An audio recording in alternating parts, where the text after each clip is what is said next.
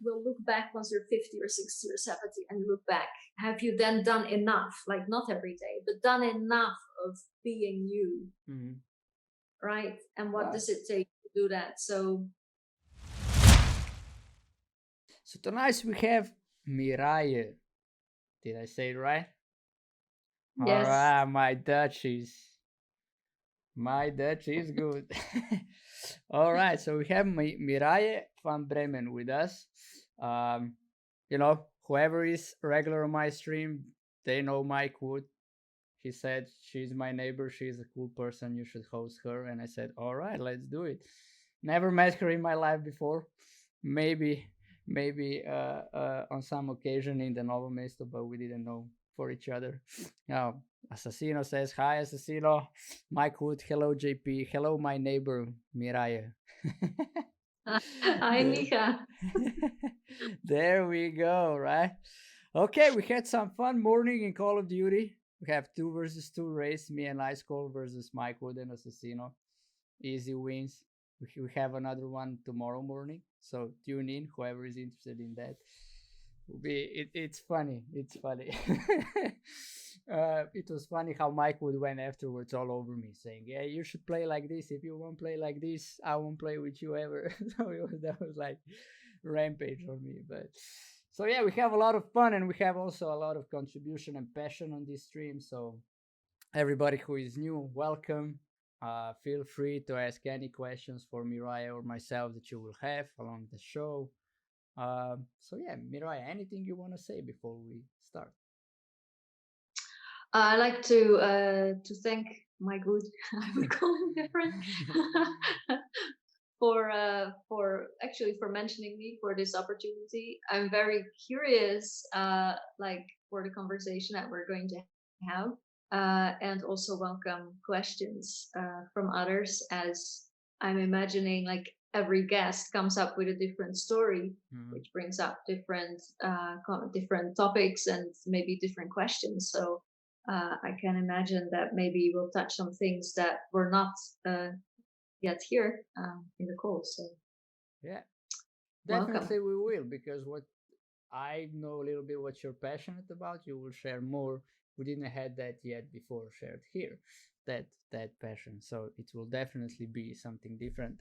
Hello, Mr. JP, good to have you with us. I hope the little one is sleeping. I guess he is if you are here.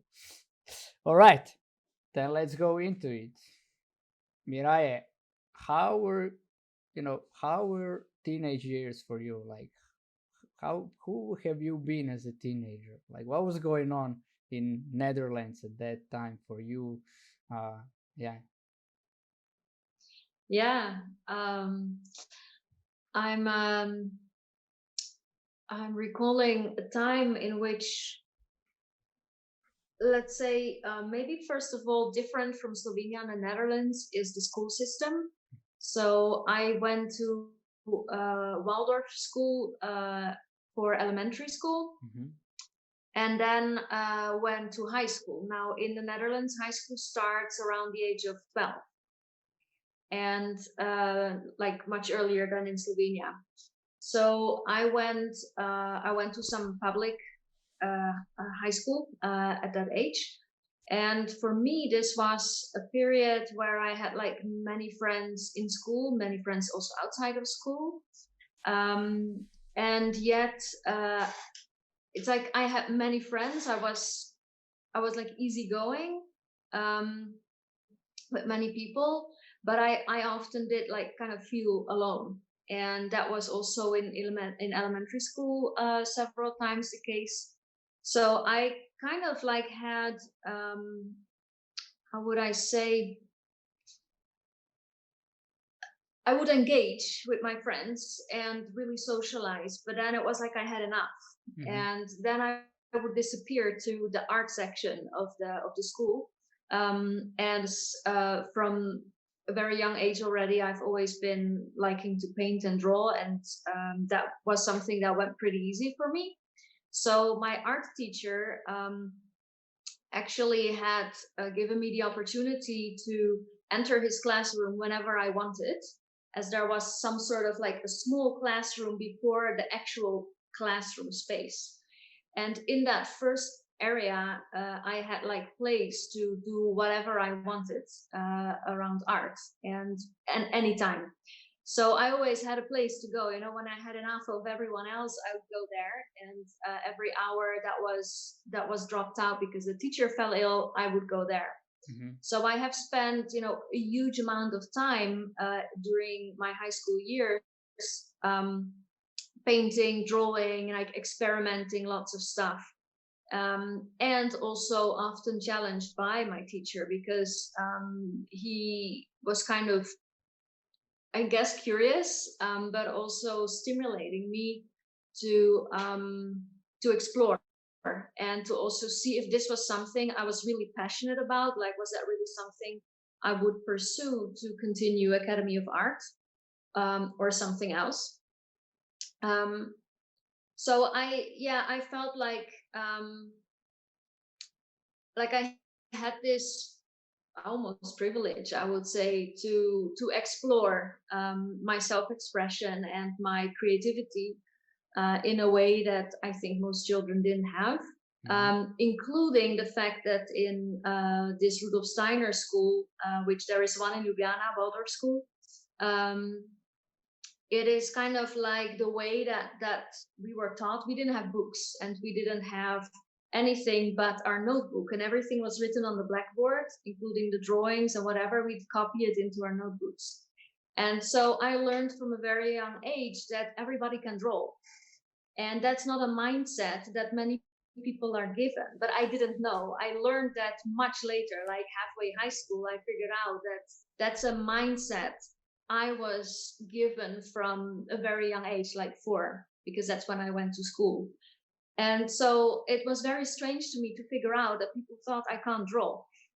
And I still think, it's not possible, because nowadays I train people with visual skills, and it's not about can I draw, it's about learning the skills. And I think a lot of people don't learn them. So that is a very prominent piece that has kind of marked my elementary school and my high school and everything later on. So that's a very prominent piece. But I think that your question is also a little bit more about my, like, maybe emotional experience of that period. Yeah, we might get into that. I don't know. I never have the, certain thing to brought up. It's just like I ask, you answer, and then we go from there. But I just want to recheck 2 things. You said you went to school at 4. Yeah. All right.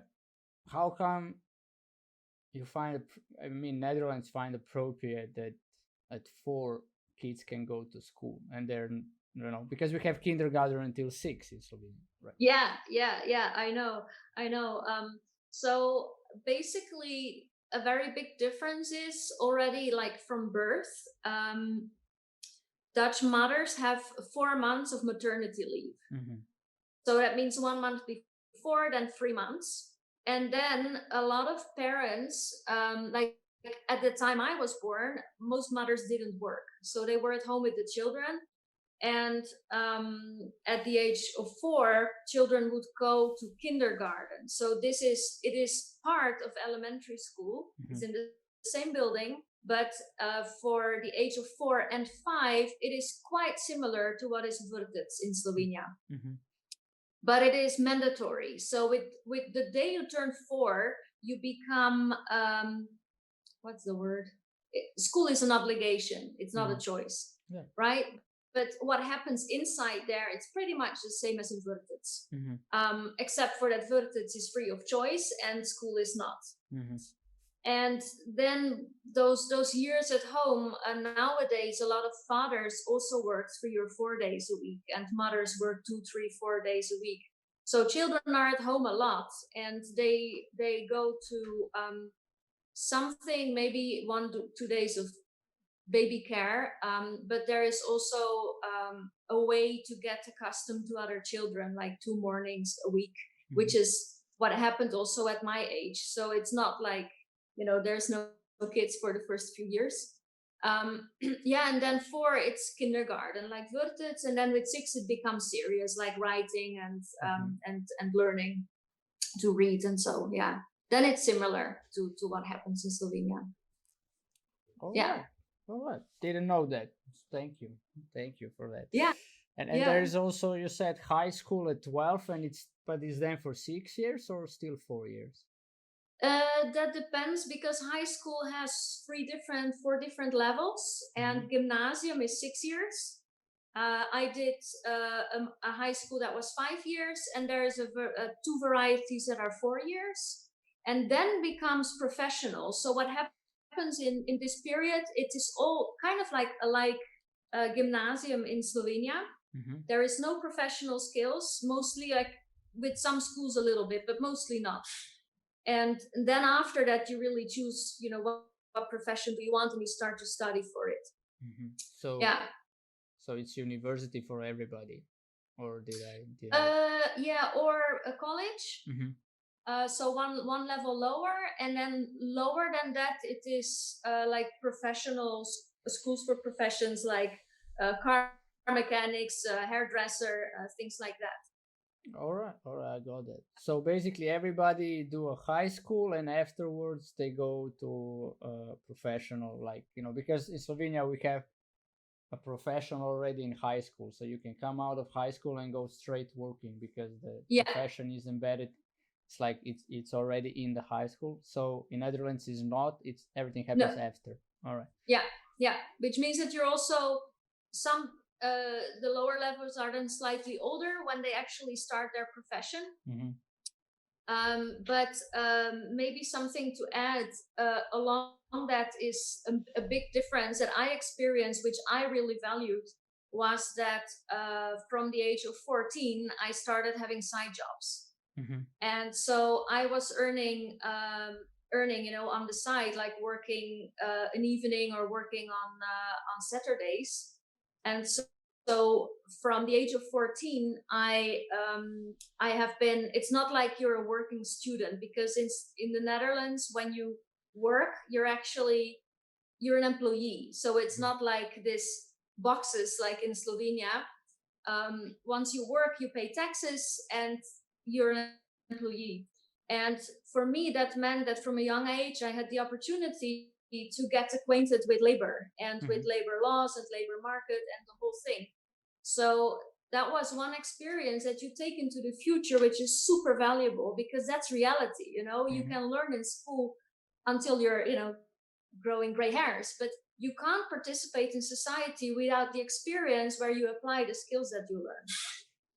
And that is a super valuable thing that I experienced, which also meant that I was earning the money and I was traveling. So from the age of 16, I was going to California every summer and spending my time there with family, but not with my Dutch family. So visiting family and traveling around. So it really gave me different perspective on, my independence, and at the same time dependence, because once you start working, you see, okay, I'm not alone here. If I want to participate in society and engage and contribute, I have to show up, and I have to know who I am and know what my skills are. Yeah. All right. And those side jobs, were they related to what you were passionate about, or they were just side jobs in a bakery or in a bar or stuff like that? Yeah, so for me, there were two things. The real jobs, like where I was employed, they were indeed like in Italian ice cream specialty stores and vegetable stores, and I worked in hotels. I cleaned hotel rooms for a long time. I had many different jobs. That was one thing, but also I started painting, as I said already, in high school, and it started to happen more and more that people would see my paintings and they would want to buy it. Like it would even happen that the paint was still wet and someone would walk in and they would say, oh, I'd like to give this to myself for my birthday. And so I was also, I think maybe from 15, 16, somewhere there, I started to sell paintings, which was more like, I was doing this anyway. And out of that also, it came that I that I started to work it by order. So I would visit people's place, feel the environment, have a talk with them, and then create a painting. Like actually, this is also one of mine. It's very old, I think, maybe almost 20 years. But I still do this sometimes, but not so much anymore because my work evolved differently. But it's still, with brushes and iPad. Actually, I draw a lot on iPad. Yeah. All right. I mean, really amazing, right? That somebody at the age of 15, 16 is selling their paintings. I don't know. I can't imagine that, to be honest, in let's say for Slovenia, that maybe there is some prodigy like that, and people do want to buy, but I would say it's a rare moment. But you said you were doing it, and the question that popped in for me was like, how did your schoolmates or your friends, right, perceive you into that you at the age of 15, 16 are doing school, have this special agreement with the art teacher, and working on the other side, selling paintings, right? Which maybe some older artists cannot sell any painting. You did it at the age of 15, 16, right? So how did they accept that or didn't accept that? Yeah, I actually am not recalling any particular thing that anyone said. They might have, but I guess it didn't impress me that much in such a way that I would recall it. So I am recalling the thing that it became kind of normal at least to my classmates that's where I spend time. So if they were like looking for me, it was kind of like, oh, you have to go there and you'll find her. And there wasn't really discussion about that. I don't recall like that people would be, I don't know, either jealous or annoyed or whatever, because sometimes I would also invite, people like, oh, I'm going to work on this. Do you want to come? But that's what we'll be doing because we can't interrupt, the other group that is having a class. So you have to be silent. So I did, get some people involved into it, but very little because it was, not that kind of a space to do it. And I think that in regards to selling my work, I do recall at some point I had it was kind of slowly becoming clear that probably I would go to the Academy of Arts, because after 2 years of high school, you have to choose which subjects you will do for your graduation. So we have mandatory 6, and we could take 7 subjects. So I took 7 subjects, and this included art. And there were discussions, so if you'd visit your schoolmates at home and maybe have dinner, their parents would start to ask questions. Mm-hmm. And when I would say, oh, I probably will go to the Academy of Arts, or at least one of them, where I get accepted. And I recall one particular friend whose parents, they looked at me and they really appreciated art. But they said like, but wouldn't you choose something else? Because I don't think you will earn any money with this. You're probably not going to make a living. Mm-hmm. And that really struck me. Like, I mean, I understand and I know a lot of artists can't live from what they create. So they need to get commissioned, or they need to have a side job, or they need to have a partner, who can sustain them. And I was aware of that. But to me, it was like, but that should not stop me from not going to that school. I'm not going to become a doctor if I really don't want to be working with patients, if I don't want to even do that kind of a study. So I couldn't force myself into something that I didn't want, only because there was a possibility. I mean, it's not even sure. Yeah, there's just a possibility that you can't make a living. So I thought already back then, like, but if this is a study, and I think there are 12 or 13 academies of art in the Netherlands.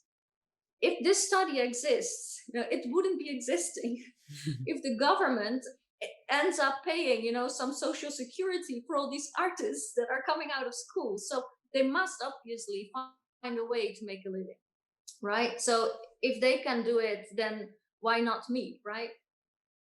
Yeah, so that's the thing I do recall, but nothing particular other than that. Yeah, I mean, and it's great what you just shared. It's just like, it gives a direction that maybe a lot of people don't have this mindset. Like this, the word that struck me was the word, it's a possibility that might happen that I won't be able to make a living out of it. But it might happen that you would be like, a billionaire by the age of 25. So who knows, right? And it's so great that you recognize your passion and then follow it and be courageous in it, even when the circumstances or environment wasn't fully cheering you on. Like, right, we all expect when we say, all right, I'm gonna do that, everybody will come behind us. That would be like a perfect society, right? It would be like you say, I Yeah, want to do this, and 2 million Slovenians, they stand behind you until you do it, right? That would be like awesome. yeah, But kind of what this stream is about, this community I wanted to be about, is that, yeah, if you want to do it, look, at least we are here, you can come here and we'll support you whatever we can provide. And I'm really grateful that you shared that. And I just have a mind, Karina is making highlights, so this is definitely going to be a highlight. We will put it out there. It's just like, it's that kind of material. And yeah, it's really like in the space of, all right, you want to do something, go for it. And then don't. yeah. That's. Yeah. I recall. I think it was in the movie Magnolia. I believe so. And somewhere at the end, it says something like, "It's hard to know what's right, but once you know what's right, it's hard not to do it." Mm-hmm. And I really feel like that is something like, once you really sense in your body what you want and what, maybe not exactly like how to get there, but just that, this is what you want to reach. um my attitude has always been like, then that's what you're choosing, and on the way you will be shown like what decisions to take. And maybe, I have certainly gone off track, over time, because we haven't touched, even what happened after the Academy of Art. But so to say, the immigration to Slovenia has definitely, also had super advantages, but has also touched me in ways that I would say, okay, you know maybe maybe I didn't stay straight on my path. Maybe I did. I'm not very sure, but it doesn't it doesn't stop me from reassessing, am I still going where I want? And maybe even the want has changed, right? And this is an ongoing investigation, exploration in myself, of how I feel like I'm here at the moment, but that doesn't mean that the situation has to stay like this. And life changes all the time, and so do I. So it would not be okay to me to kind of like vegetate. Yeah. Yeah, put yourself in a box. And Yeah. yeah, guys, thank you. Garfi says we support Mike Wood. We are here. Thanks, guys. Appreciate it. And yeah, when you were saying this, it just struck me, all right? Life as discovery. So we often go into these boxes that we like, here is the safe space. This is my bubble. It's like, but we also know on the other hand, this bubble is limiting you. So it's like, if you live like you said, right? I would just put it in a life as discovery. So you keep on discovering what is there, what could be what is new. And the funny thing is, right, it reminds me because I did one program, and we have a saying there, you throw your hat over the wall, like those in England there was these walls in front of houses and stuff like that, and the boys were Yeah. teasing each other, right? They were all wearing those hats. So they threw a hat over the wall, and then they start thinking how they will get a hat, right? So if you live like that you say, all right, I'm throwing a hat over the wall, and then I will make a way to get that hat. Yeah. It's like it's scary, but it's excited at the same time. Yeah. That's what I hear for you, with you. You said, right, this is what I'm passionate about, so I'm throwing my head over the wall. I have no idea how I will get it, but I just know I will. so Yeah. and yeah, that is something really great to take on. But one more thing, what why art? Like, was that like since you I were born, or it was like you discover it when you were 3, 2, 4, 5? I guess like in the time of elementary school, I just never considered it like something, I don't know, either special or particular or what. It was just the way, you know, we had a lot of art subjects. And since we didn't have the school books, and like even let's say for geography, our teacher would draw the maps from particular countries that we were discussing. He would draw the map on the blackboard, and we draw it into our notebooks. So for me, you know, this visual expression was something that was part of our communication and part of our learning system. So it was never for me like a subject as art, like as it is in many schools. For me, it was like all the subjects, you know, I was absorbing the subjects through art. I never expressed it that way, but this is how it's coming now. I'm like, yeah, that's actually true. It was like art or visual expression, visual communication was a skill you need in order to learn. And so there it was like nothing special to me. But then I figured out in high school that in other schools, things were taught differently, like in the public schools. And there it was a subject, like very, you know, different. And geography was taught through a book and not through drawing and stuff like that, occasionally with some project. So there it became clear to me that this is like a topic, like a subject on its own, and it's something you choose to do. It's not like how you communicate. And then it became more obvious to me, like, oh, so that's something you can be choosing. You can even develop it. And I'm in a way super grateful for this teacher, like to encourage this. I can't say talent because I don't see it that way, but some people have called it that way. To encourage me to discover and explore this more, and to see if I wanted to, to go to the Academy of Art, which I did in the end. But then it was more of it was for me still an exploration, even when I started the Academy of Art, to kind of continue to develop this skill. And though I started with fine art, so I would become like a sculptor or a painter or something, after 6 months, I switched to illustration because it seemed more concrete to me. As in Slovenia, a lot of these differentiations are brought into one studies, but in the Netherlands, even animation is different from illustration or graphic design. It's super specific.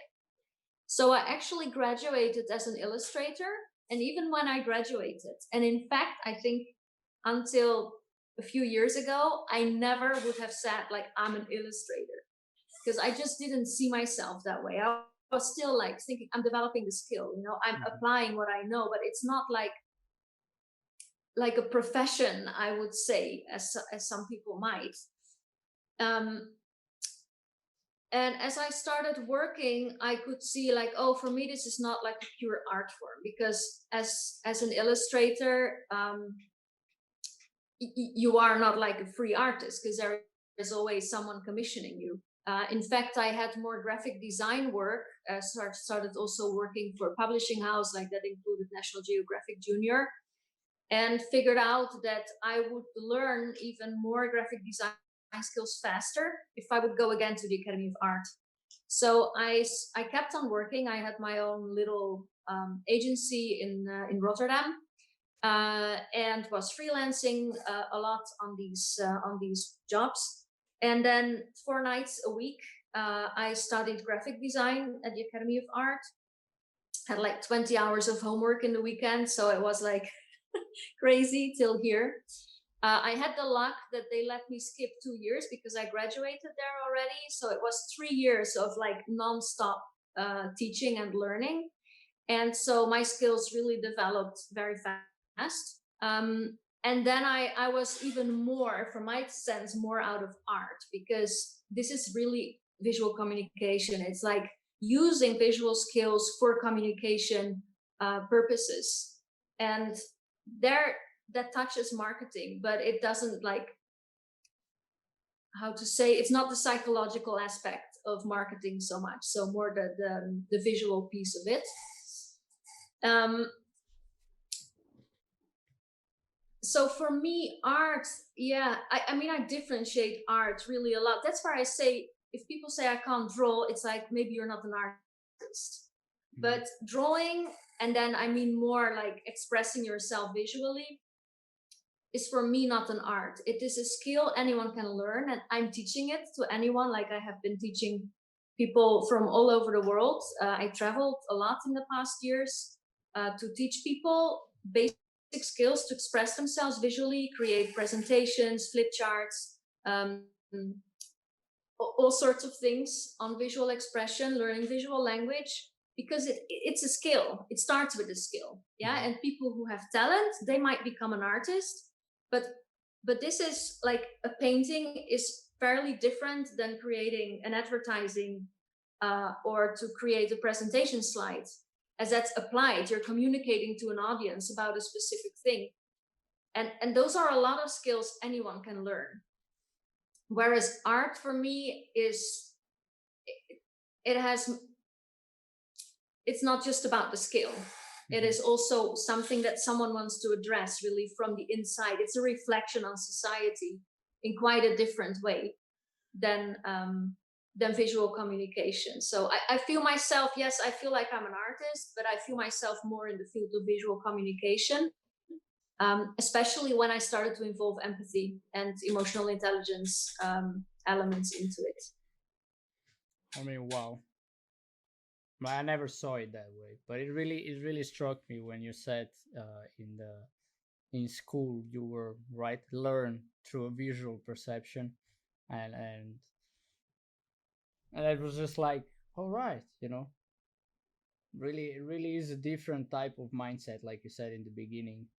It's just like you never saw it as a talent, but you only saw it as a skill, that you worked a lot on it, and you are here because you put in the work and you improved it, and you were in discovery, willing to do that, regardless whether you're talented or not, which I'm sure you are, right? I mean, talent with hard work, it's always the best combination. But like you said, anybody can draw and do a visual communication, and that I think it's a great. It just gives me like a whole another perception on this area, I would say. I think that it might also be your experience that in school it was a subject, and maybe even very often I see my son is 12, and in Slovenian schools, he grows up in Slovenia. So I see, like, even sometimes in the assignment that it is even said like how it should be done, like very specifically, even up to the colors and so on, which I'm not opposed to in terms of learning and developing a skill, but to pull out self-expression and creativity after we have learned the skill, we also need the opportunity to then apply the skills and bring it up ourselves. And I think that is where, like, we would start to feel much easier about our visual expression, and like even doing it in front of people. Because when I see in my trainings, when I teach people flip chart skills, to work in front of this stand, even like standing next to it, for some people it's like they get shaky, and then like I'm coaching them even dealing with these emotions as they show up. It's not just about holding a couple of markers in your hands and knowing, like, how to use the different pieces, but just showing up and expressing yourself visually in front of people is like, it's like a stage fright to some people. Yeah, it's like public speaking. They have, exactly, and that's often because of things that teachers have been saying, or the comparison that was made, like, oh, your sister draws much better, or like, oh, your horse doesn't look like a horse. But if you can recognize it as a horse, I mean, to me that's still a horse, right? What was the purpose of creating the drawing in the first place? Like, was it supposed to be art, or was it supposed to be like a realistic drawing? Or am I drawing a horse just to communicate that, here I'm speaking about a horse? So recognition is enough. And this purpose of the whole thing is often in place. And so people have a lot of stories in their brain. And then when they stand, in front of others, like putting anything on paper, it's like they freeze and they're like, I can't draw. No, maybe you haven't spent enough time drawing, or maybe someone has been telling you that you can't and you believe it. Yeah. I mean, what pops in my mind is there is a lot of frustration going on when it comes to drawing. It's like I think this is it what you said, right? Because of what happened, we put up stories that I'm not good for math, or I'm not good for drawing, I'm not good for that, I'm not good for that, and that just like putting yourself in a box and not really being out there discovering, when in fact, like you said, it's everything is more or less a skill. And then if you want to do the art, it's a matter of self-expression and how you want to communicate what's inside of you to the outside, right? But when it's just like it's a little bit mind-blowing for me, and I'm really appreciate it. You said that here, and that we open it here, because I could say I just gained confidence that when Ty will be when he will go to school, or he will be learning, that I actually can, how to say, can be involved in any subject, whatever is going on, regarding of whether I'm talented for it or not. Just like Yeah, I don't necessarily think that. I see talent as something that adds up. It's what makes it easier for some people.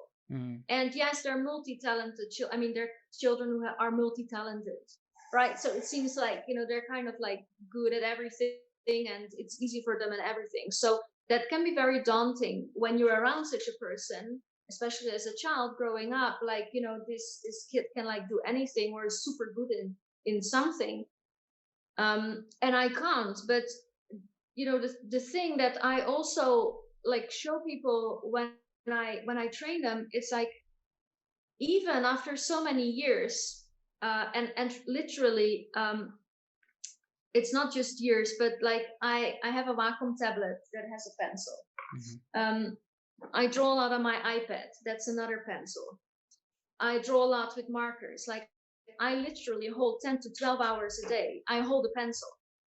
So those are hours, that's kilometers that you're making to use your skill and develop it. And really, 20 years ago, even more, 24 years ago, I started working with Photoshop. And I really wished at the time, because I was working with a mouse, I wished to be able to hold a pencil. Now I turned out to get a tennis arm here from working with a mouse. So I bought a Wacom tablet. Well, that was great. But then I said, but wouldn't it be so much easier if I could draw, immediately on my screen? So when iPad came out, I was like, now we're the winner. So I got one, and that also means their technical skills, so you also keep developing. And the more I draw on it, like even yesterday, I brought 1,500 brushes from someone, and I installed a couple of them. And then again, I see like new opportunities and technical things that I can learn and try. Even in this program that I'm using, there is so much to develop. It continues. And like I once worked with a coach, and she said, like, every level has a new devil. And I really think that's true. It just doesn't stop. The skills always develop, either by technical influence, or because something else changes, or you start doing something new, and it just doesn't stop. So the learning doesn't stop. Yeah, great that we touched this aspect. It's just like, I think anybody who will listen to this might get some courage and confidence that, all right, doesn't mean anything. I just draw how I draw. And if most people want to draw to communicate something, not to be Pablo Picasso and express everything, right?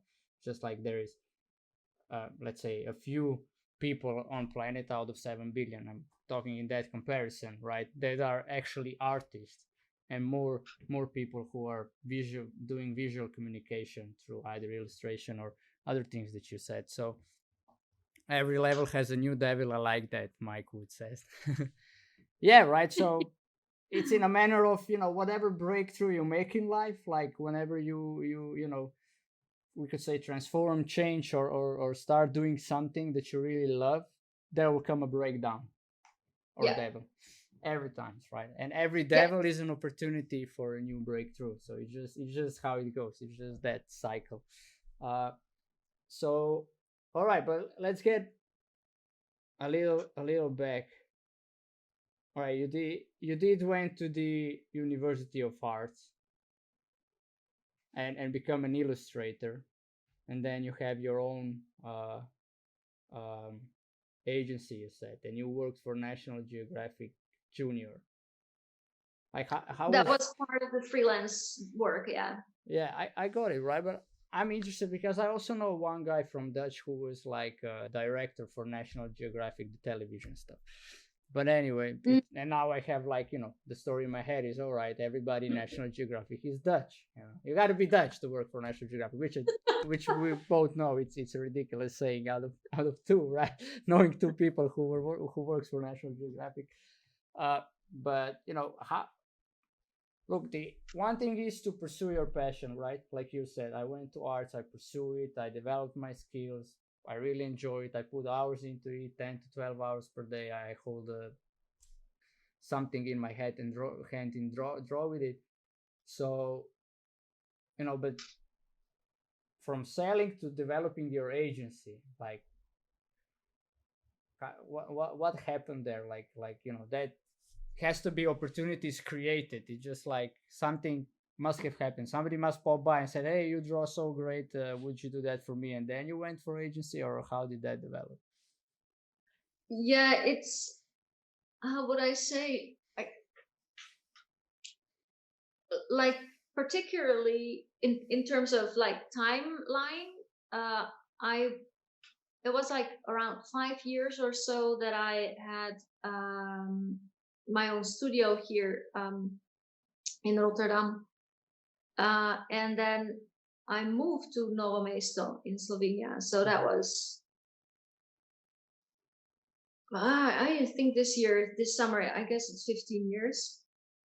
So I still live there. I'm still located there, and uh, I decided not to work for myself there because I just couldn't imagine. Like, I didn't speak the language, I didn't know the market. I only knew like Slovenia is so young, the attitude is different. Not just the attitude, but in terms of design, Slovenia was in the baby shoes, Mhm. as marketing and design, visual communication. But in the Netherlands, this was already an established, field of work and like grown up in comparison to Slovenia. So I couldn't imagine myself to like find my way there that Mhm. easily. So I decided to work with an agency, and I was employed. I was leading a design department, and doing art direction work, graphic design work, until I decided time was changing. So at some point, I switched back to working for myself, and actually was also envisioning a possible career change. Mhm. So although, let me just get back to your question, like if the success comes somewhere. Um, Yeah, I wasn't looking like success, but you just finish your studies, you become an illustrator, right? And then it's kind of a logical you want to start living from it. All right, you could be still selling paintings, but then you mentioned before yeah, you had your own agency. So I'm like looking what happened after the university, like how yeah, that yeah, developed, yeah, right? Because just to yeah. give everybody, I mean, especially people who are into that, right, the sense of how what was in your life show what opportunities showed up, right? Yeah, that's a really good framing of it. As let's say, since I had, I fell in love with a Slovenian man, so I decided back then we decided, in fact, back then to live in Slovenia for some time, then in the Netherlands, and then we'd see, where to live. However, I moved to Slovenia first, and am yet to move away. I mean, it's 15 years now, I'm not happy here. So let's say that the opportunity came up to go abroad. And I decided to go for the call. So I did that and decided I didn't feel ready to work on my own there. Mm-hmm. So I decided to get a job, which I did. And then I had the opportunity to work a lot internationally as well. So I continued to explore, possibilities like within my field of work, to develop things and myself. So this was like opportunities, I would say, maybe to develop myself and kind of like settle as a graphic designer, art director, sometimes illustration work. So I kind of like established that, let's say. I felt very centered and firm in that work. Then at some point, as I started doing more of the leading work, my interest became bigger in how are we communicating. And as I said at the beginning of this conversation, like for me, communication involves, visual skills. And I just picked up a notebook here. But let's say when I talk sometimes, these are the things I see in my head. Mm-hmm.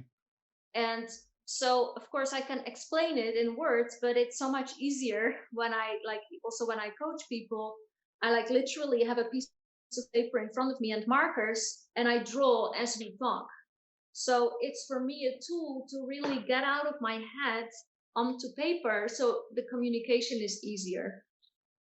And what I noticed while I was leading as projects, as artwork, as people, as well as conversations with clients, that so much get lost in the conversation. So much of information is gone, so much unclarity, so many questions we don't dare to ask, so we don't clear it up. So there's a lot of stuff like that actually makes our work rather inefficient. Mm-hmm. And I felt really exhausted from, let's say, putting extra effort into my work. I didn't mind. I mean, I worked a lot, and I'm not complaining about that as in a complaint. It's more like I decided to do that. But over time, I felt like my exhaustion is not just about the hours, making them. My exhaustion is also about seeing how much of my work was done in vain. Mm-hmm. And this was for me kind of like, it became unacceptable. Like, I value my time, and I value, let's say, my life in a way, like I don't want to waste it in the office. I don't mind sitting in the office and creating something for someone. But if a few days later I hear that the project has changed because someone changed their mind, or some clarity was missing, it means that my night hours were done in vain. And I didn't feel like I wanted to be in service of people or projects or whatever that lacked this kind of clarity. And we can always change our mind, and we can always, decide something needs to be different because we all of a sudden have new information and we can improve. I'm much for improvement. But that is something for me that kind of like involves, the people who are involved, and it accounts the resources everybody has put into it. And so this whole communication aspect started to become more interesting to me than the design work itself. And so the impact on how are we using our resources, including our creativity and our time and energy, how can we not really optimize the communication, but communicate in ways that are more respectful and more accounting, each other's needs and energy. So my interest in that grew that much that I had like a wish to learn more about how can I communicate in ways that, more clarity comes out, and that we can see each other much better and account each other much better. So I continued my work, but also started to study nonviolent communication by Marshall Rosenberg. And this basically comes down to improving empathy skills. And that is for me like the thing I'm not sure if it's fair to say like missed, but as a foreigner in Slovenia, by then I already spoke fluent Slovene, but as a foreigner, you're part of society and at the same time you're not. I mean, I never will be, Slovene. I can understand a lot. I speak, I engage, I have a lot of friends, but I don't have a Slovenian attitude, and I even grew up in a little village that is 3 times larger than Novo Mesto, right? So my whole background is totally different.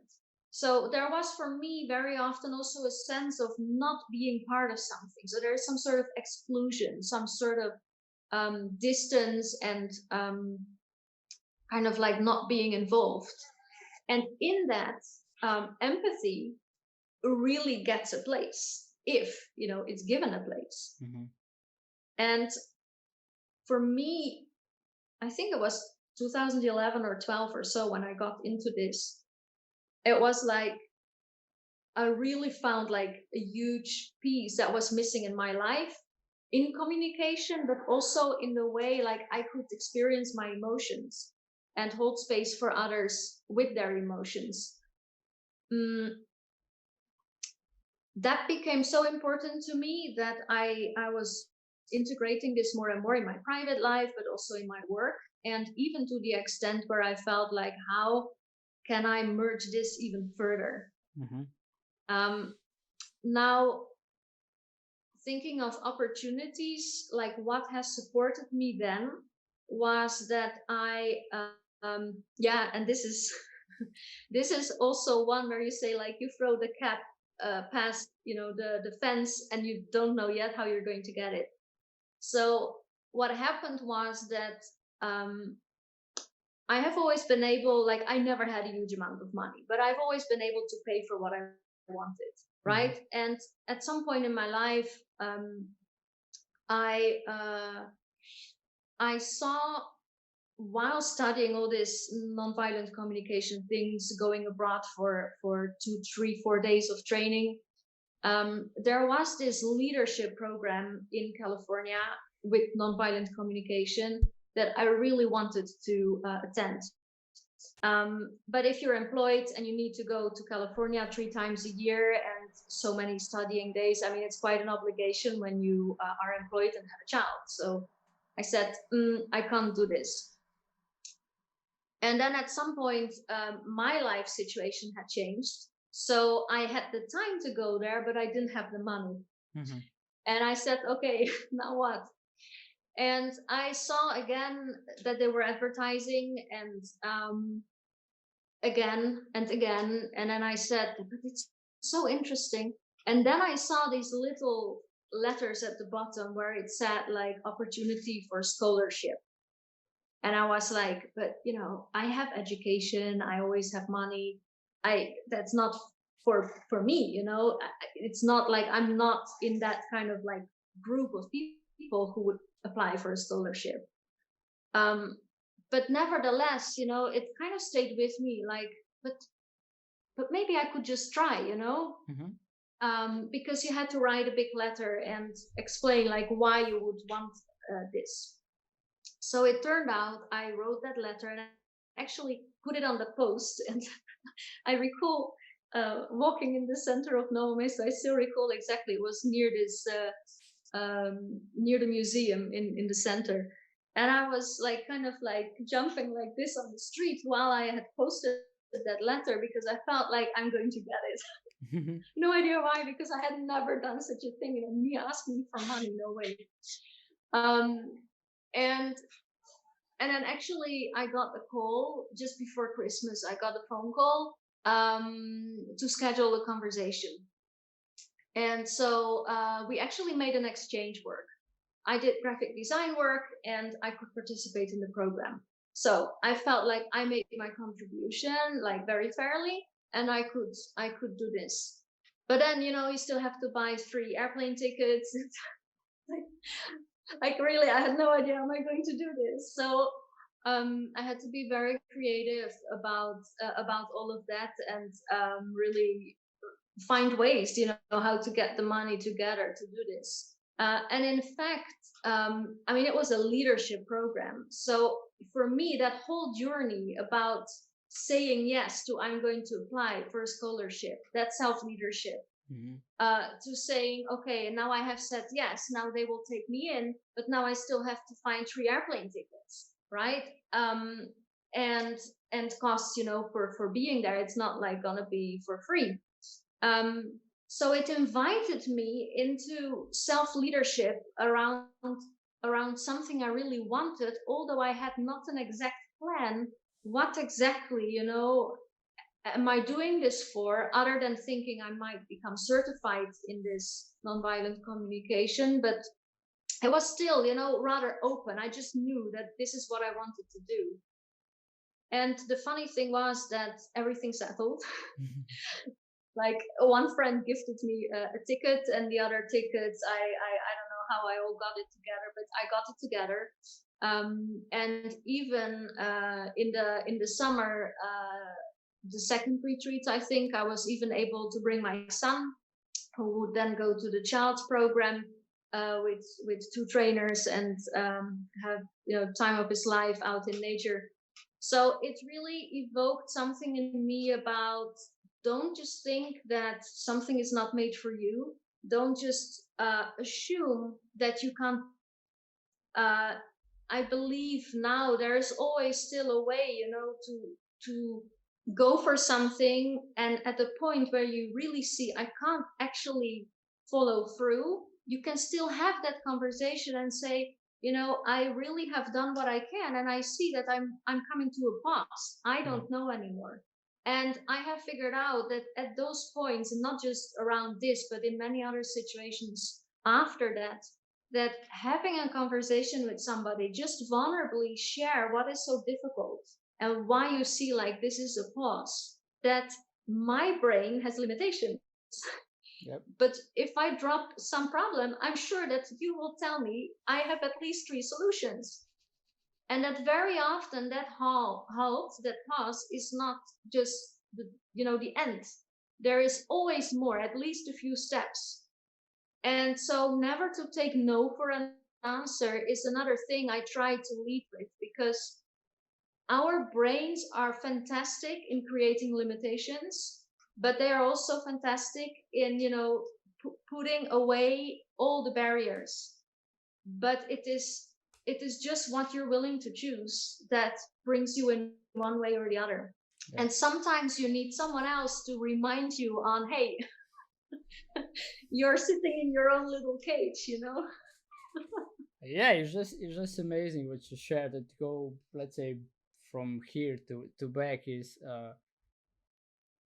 at least what I discovered so far. Every leadership program demands leadership before you even start it, because you cannot be part of leadership program and not show some leadership.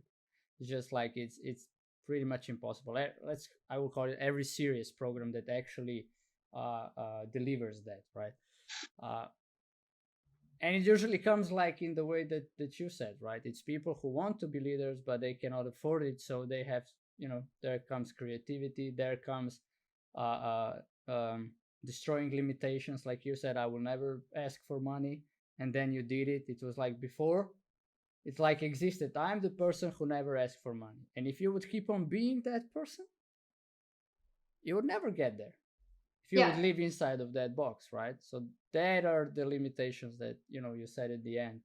We can break like that easily. It's just like what I'm left with is like just what you're more committed to.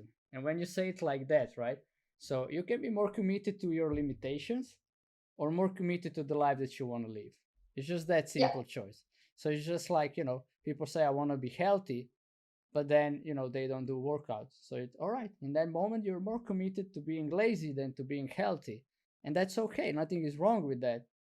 But, you choose it and you live with the consequences, and, you want to be the person who is more committed to laziness or more committed to healthy lifestyle, or in your case it showed like, creative and and it's so much great. And what I want to ask you now is like to go right at the beginning of this answer is, um how did you, how did you get a job here as a foreigner? Was that like, something easy? You just saw an advertising coming to the agency and said, hey, I did this and that, and they say, all right, you're with us? Or you had to go to multiple? Because those are what I see, the real life things, right? We can pursue our passions, but then, they're, very, the devils are all the time, to put it in your words, there. So you gotta go Yeah. over them, over, like, break and Yeah. break and meet new devil, meet the new, be willing to meet new devils, right? And then if you make fun in it, it's just like, it's, life can be fun. But yeah, how was for you to find a job as a foreigner in Slovenia? Because that is actually right. You come here, you said, I'm gonna do it, and I'm not going to do something on my own, since Slovenia, in that manner that I'm interested in, it's not developed on the level that I can do my own agency here. So I will find a job. So was that easy? You just went out and say, hey, I want to work for you, and they said, yeah, okay, cool, come, we need you. Yes and no. I had, of course, digged into the agencies that were available or present, and approached some. I mean, it's always the case that you can see from the whole presentation that some agencies or some companies, they're not for you, right? So for the ones remaining, I started to gather contacts and so on. I started also to track, job vacancies and stuff like that. But again, I'm from Rotterdam, so their jobs, their agencies, their companies. I mean, it's a big market. There's 8 times more people in the Netherlands, right? If Novo Mesto would be in the same proportions as the Netherlands, there would be, not officially, there's like 25,000 people or something like it, excluding the villages around, but just the town, there would be like over 300,000 people in Novo Mesto. So imagine that any job you're looking for is easier to get when there's more people, because there's much more available. Yeah, that's how Ljubljana is. Exactly. The capital. There is more. But this particular field is still, and was back then, even smaller. So I couldn't find much, it was very rare. I did that already before I even came to Slovenia. Continued to do, I think I wrote a couple of letters, but like open letters, because I mean, what else to do? And the great thing in Slovenia, which is much, much less, I would say, like a strong point, even some sort of resource. In Slovenia, networking is very normal and available and useful and efficient, I would even say. So we were telling, all our friends and everyone, who would hear or ask me like what we were gonna do, we would address what I was looking for. And so at some point, a friend called us like that he had spoken to someone who actually was looking for a designer. Because on the letters I had been sending, there was like none. So exactly like you say, it's not easy. So it was this particular phone call that helped me out to get a job interview. And they had just, their designer had just left. So that was, the opportunity really that came around that way. But indeed, it was, I mean, it's two things, right? It's again that self-leadership of putting the word out that you need to do, of making the contact, of getting into it. And in this case, I had the opportunity that someone was looking for someone. So that was a right match at the right time. Yeah. That is actually what, then, because like I said, you can follow your passion and it's great. but then to put it into existence that you can actually live from it, right? You can Yeah. earn and sustain the life inside of that passion. It takes something, and in your case it takes like a lot of no's or a lot of not even getting feedbacks. Like, you said, Yeah. I imagine that you mostly probably didn't even get a feedback on open No. letters, No. No. right? And then when you would Yeah, call, it would be like, what letter? yeah, exactly. That's And still then not that. yeah, yeah, it's just like throw it in the trash right away. But anyway, on the other hand, the great thing that you shared is like, that's how life works, and that is what I always will repeat here: sharing is caring. Is when you share what you're up to, people actually, they're like, all right, this person is up to that. So that stays with them. It doesn't stays with them. All right, this person. If you complain a lot, that's how people will perceive you. All right, this guy complains a lot. So when this guy will say, "Hey, I'm looking for a job," not many people will go out there and say, "Hey, Yeah. my friend wants to employ you. He likes complainers."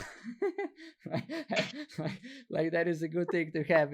Like every manager looks for that. But anyway, so yeah, that's sharing is caring. You share, like, with people. You share what you're up to, what you want, and inside of that, I would always say, with a little pinch of patience, the the the opportunity show up, also being courageous in that moment, because you could be here and Yeah. says, all right, if I don't find it in 1 month, I'm just gonna go for some regular job, and then gave up on your dreams at that moment. And it this is what it takes. Usually it takes courage, it takes patience, it takes self-expression inside of sharing yourself. Yeah. And that is something that, yeah, we are not used to, I would say. It's more convenient to go and look for the jobs that are, offered on the market, rather than created on your own. Well, exactly. Especially this aspect of creating it on your own, because that is the position in which I am now. Mm-hmm. Um, and actually, it started with a painting that I created in 2011. When I wrote down, I don't search for my path, I create my own. Mm-hmm. And I made this on a big painting, and it's hanging in my living room like an affirmation that I see every day, because I really believe that, like, the thing I learned in elementary school was, especially because we had so many subjects, um, if if you don't have the skill, if you don't have the piece of information, that's not a problem. What you need to know is how will you get the information. That you need to be able to identify, if I want to reach this, which skills do I need to get there? And if you don't know which skills, then start talking to people who know that. So it's up to you to decide, like, to to explore, this expansive field around you, and who you need to be in order where you want to be. Mm. And that's the thing I really take away from elementary school, much more, because we didn't have grades either, so there was Yeah. nothing about, how good are you. No, it's more about how you show up, and how you develop, and what you learn in order to live a life. And so um, I believe much more in, it doesn't matter if what I want, it's not about what exists, right? But I must maybe add here that it also depends on what kind of a person you are. But I get easily bored when something repeats itself. Like, even the Slovenians go a lot to the seaside every summer. I like going to the seaside, but every summer the same kind of a holiday, that's really too boring for me. So I like to develop new, I like to explore, I like to create. And that also means to me that I don't feel dependent on what is existing. If I want something that doesn't exist, I create it. I mean, I'm not an inventor. I mean, I'm not creating, kitchen tools or something. No, I got it, but we're talking about life opportunities. So it's either Exactly. you can grab the opportunity that shows up, or the opportunity doesn't show up, you create one. In that manner, exactly. right? In that manner, we all have this ability. It's not like some people don't and some people do. We all have this ability. Now, whether you do it or not, you can just see, on the smiles in the car, who is doing that and who not. When you go down the Yeah, street and look in the cars, you know who is doing that and who doesn't. It's just that easy, yeah, that easy to notice. yeah, yeah, Yeah. exactly. And as I was so much into that nonviolent communication training and expanded my network all over the world, there were a lot of people who were asking me about like my way of expressing, and then, I mean, visually.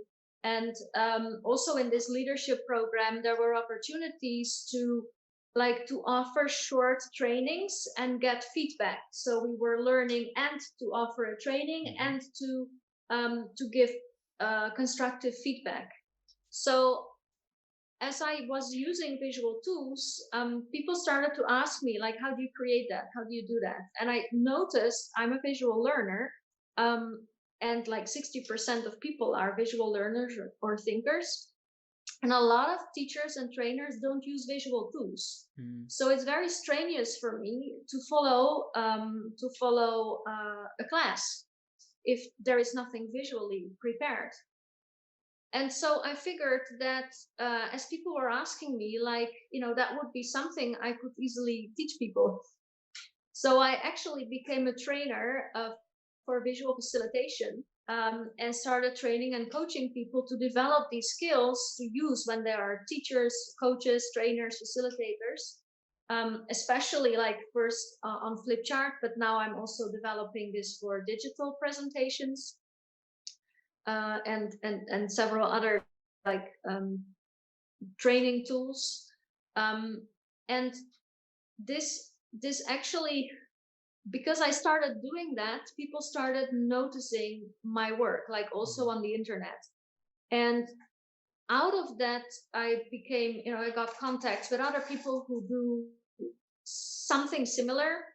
It's like a whole visual facilitation is like an upcoming and emerging field of work. And kind of hand in hand with that goes graphic recording work. And this is like you go into a conference and there is this graphic wall, and simultaneous, like a translator, that you can find at conferences, instead of translating into, I don't know, let's say Spanish, I am visually translating on the wall what is being said on the stage. Like not every single word, but it's basically visually capturing the conference. And this is there's just a couple of thousand people in the world who do that work, which takes the visual skills, but also listening skills, sensing skills, not particularly knowledge of the topic, because I sometimes really have no idea. I have to read into the topics, what people talk about. But it's quite a demanding work. Like I always need a big rest after it. And it is, yes, it's a job that it's emerging. It's a profession that's emerging, but it is also something that kind of like it kind of just came to me. Like I do this easily. It's not like I studied, for so many years. It's probably all the skills, like including the blackboards that my teacher was drawing in the classroom. They look to some degree kind of like the same. Like everything that I have learned so far is coming together in that work, like creating these visual summaries, which then again also sometimes are like infographics, sometimes more illustration. Um, Also from webinars, I do this work, and people keep asking like, how do you do that? How do you do that? So I continue to develop trainings in teaching people how to do that. And I feel like in a way, although there are some people in the world who do, similar things, it's not like I have been to school to do that. It's not like I studied, with I don't know how many people to learn how to do that. It just kind of, it's like all the skills that I have gotten so far, including the visual communication piece and the empathy, that kind of like is pulled together in this work. And I feel kind of as if all the work that I do is more of a creation on my own, even though there are some similarities with other people in the world. Yeah. Yeah, I can definitely sense that, and I'm sure the viewers too. Right? That, you know, to really getting you that you're passionate about this. Like it really, it's a, it's there. It's just like, I'm sure you get stopped, like you said before, but it's not like you don't make it a problem in a way of it's an obstacle that I cannot go around it. I mean, through it, when you break through it. Because if you go around, it still stays there. It doesn't make any sense. You just need to like Yeah. break through it, right? And then it sounds like what I was left with when you were sharing this is that when you are doing what you love doing and you're passionate and you are willing to excuse me, developing it, it's just like it creates opportunities on its own. It's just like, you go and that is also what I encourage teenagers when I have workshop with them. Go and explore, you can explore Yeah. any job in the world on YouTube and Google. Or you can look Kim Kardashian. I mean, that's how big your life is. It's like it's your choice, and nothing is wrong to look Kim Kardashian, and no person is better than the other in that manner. It's not like Mireille here is like better person than somebody who works in a factory. No. It's just like when you more from the perspective of go for what you want to in life and using your skills, and then you create jobs like you said, right? There is no school for it, and we still do it. Just like, to be here is just like for streamers. There is no school for streamers. Well, you just do it, you create it, you put the content on it, and then you develop as long as it goes. Yeah. In a sense of what you love to do and what you want to share with people. It's just like what you did, and I'm really left with like it's never the end with you. Until No, it's kind of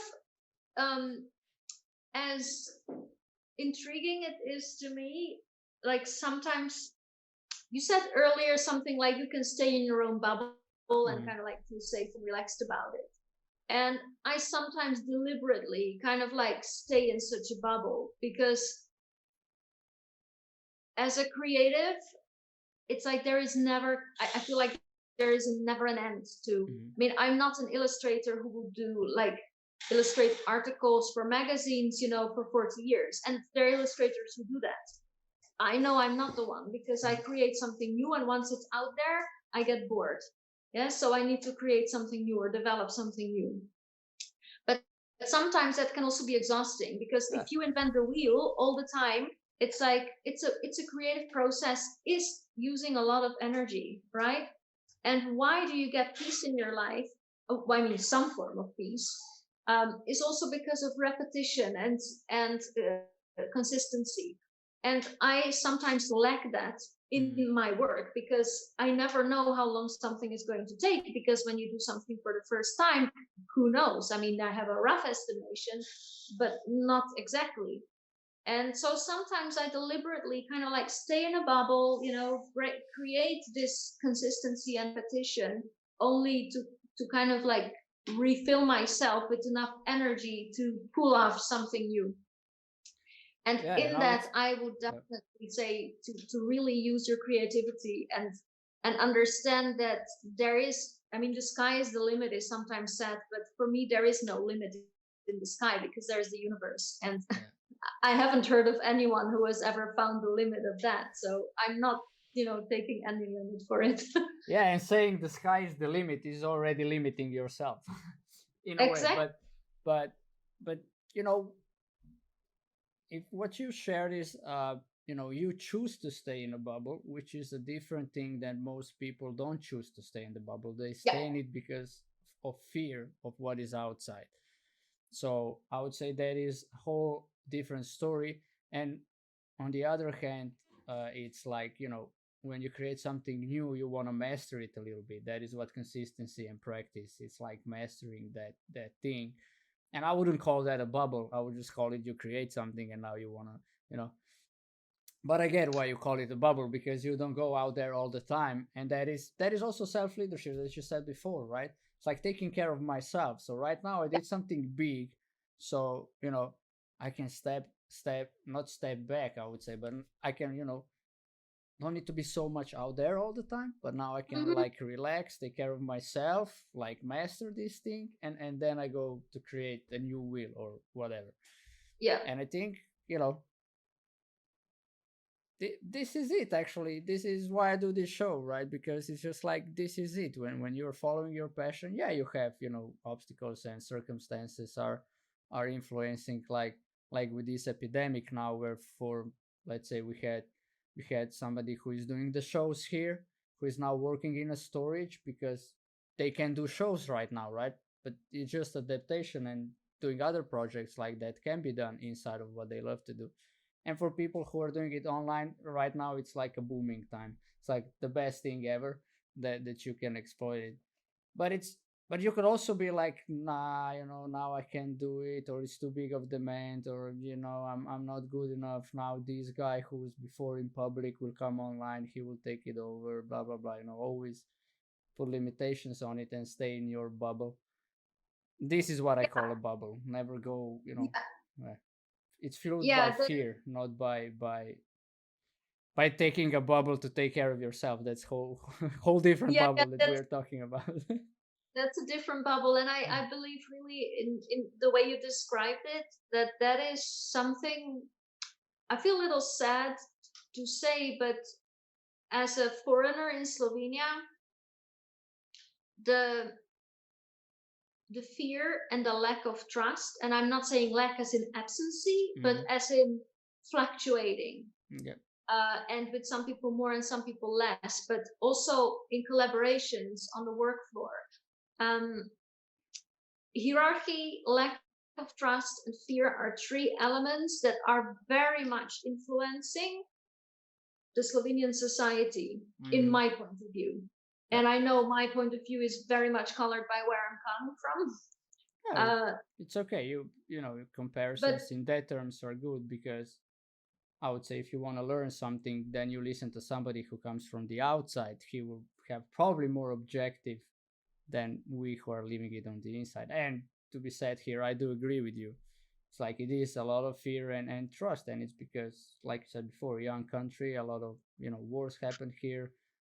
We were just on our own for the last 20, 30 years, will be this year.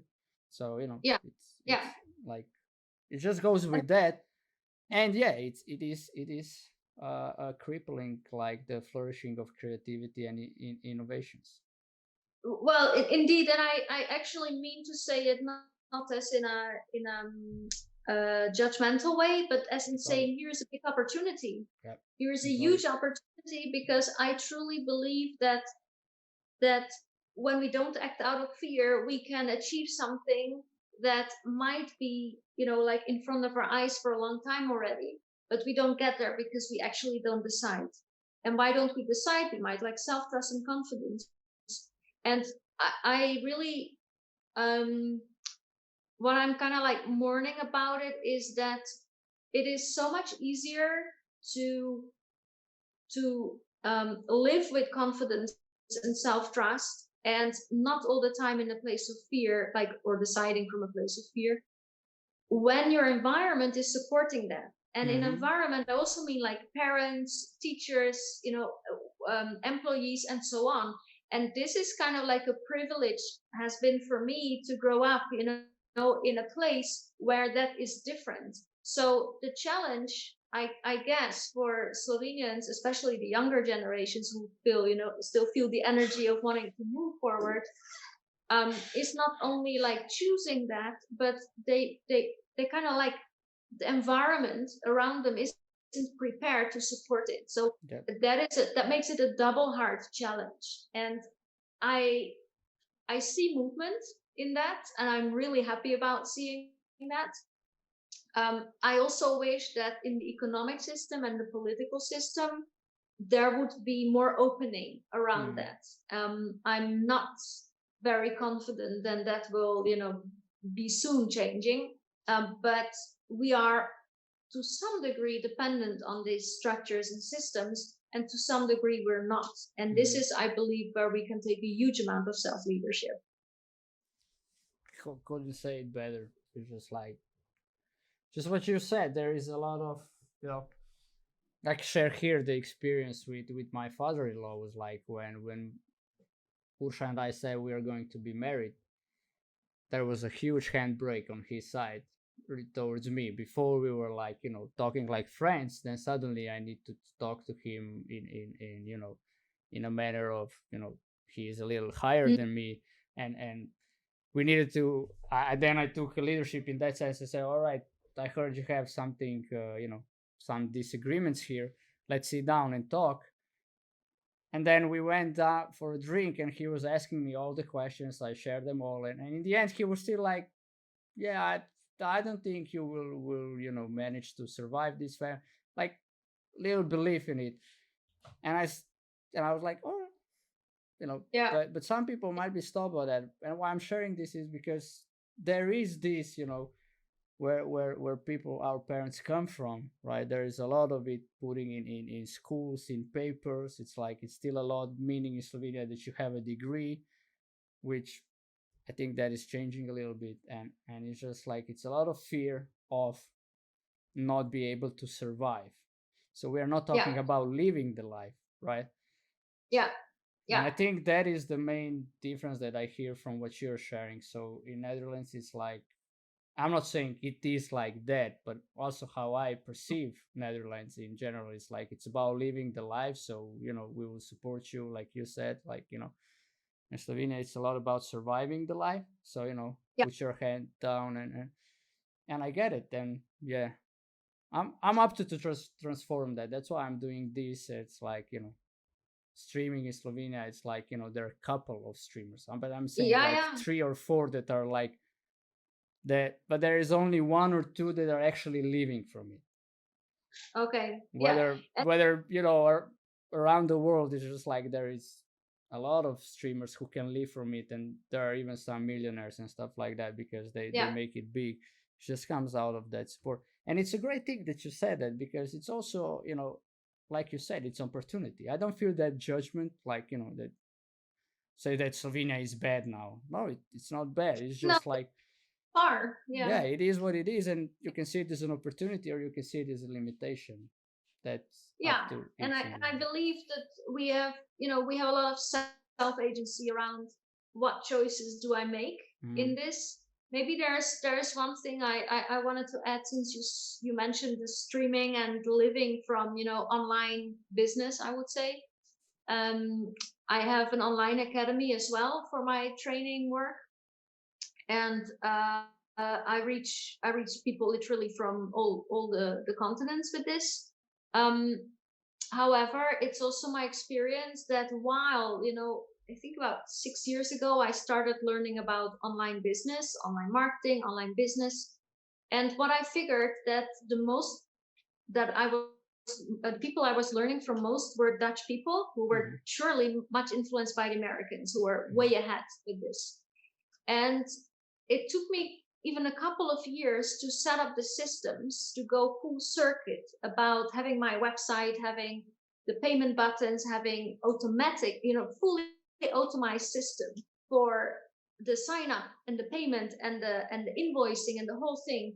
And it is settled. However, Slovenian legislation is, and the what is it? uh, Daučný úrad, the Mm-hmm. tax board. Yeah, Yeah, the tax exactly. officials. Yeah. And the banks, they are not communicating, so Mm-hmm. they are not set up to support online businesses. Yes, as long as you are operating only within Slovenia, but even then, it is not as easy as it can be, Mm-hmm. and it's very daunting. Like, this process is very slow. 2 years back, I was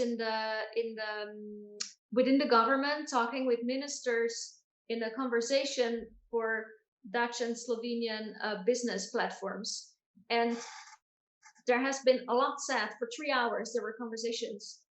Nobody, but literally nobody, mentioned online business in that story, and it was about the opportunities, for business opportunities for the next few years. Mm-hmm. And it was just really amazing to me how that was not part of the conversation, because I believe it should be, especially for a small country where like Slovenia, where people will move out. I mean, it takes 15 minutes to open your company in Estonia online for an online business while you're in Slovenia. Yeah, it takes half an hour to open it in the States.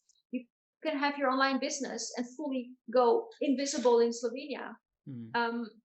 But people will also move out, youngsters. And I believe that here is a opportunity for Slovenia to use this. So the government should be jumping on it. And I haven't seen it in the past years.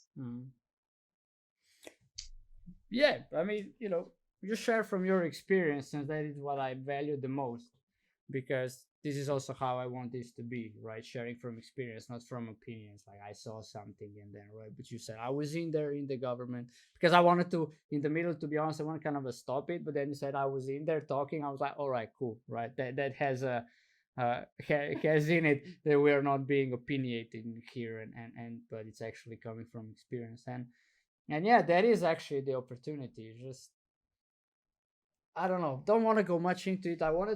But I'm up to transform that. I'm working inside of working. I'm assisting, to be honest, in one program that I did, and it's actually does the transformation. Being complete with the past, which is amazing, and then you can actually create.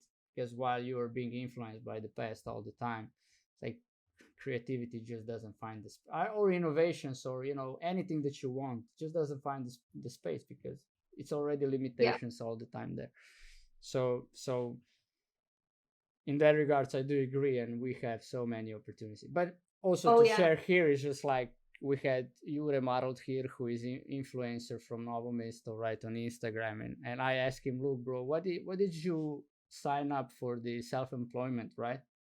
What did you do put so you can do this, like legally by the state? And he said nothing, because there is nothing.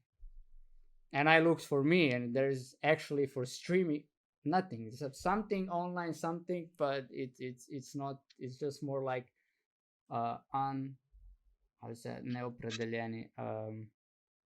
undetermined let's say activity. So to speak, right? Yeah. So yeah, it's missing like a lot. When I say graphic recorder, it's like what? I create visual summaries in the conference. What? Yeah, and why I'm letting this conversation go, right? Here is for everybody who found their passion or is searching for their passion. This is the important part, right? To do the research, because there are many things come up, like in the way of you not following your passion, and our brains hook up on smaller things. It's just like you maybe woke up a little grumpy and you won't do the workout, or you won't call the potential client because you're like, oh, I'm grumpy today, it's not a good day to call. Well, all right, cool. And there goes missed opportunity, right? And then on the other hand, you can create new ones every day, but it's just coming from that space that research, like upgrade your skills, stuff like that, because that is important, right?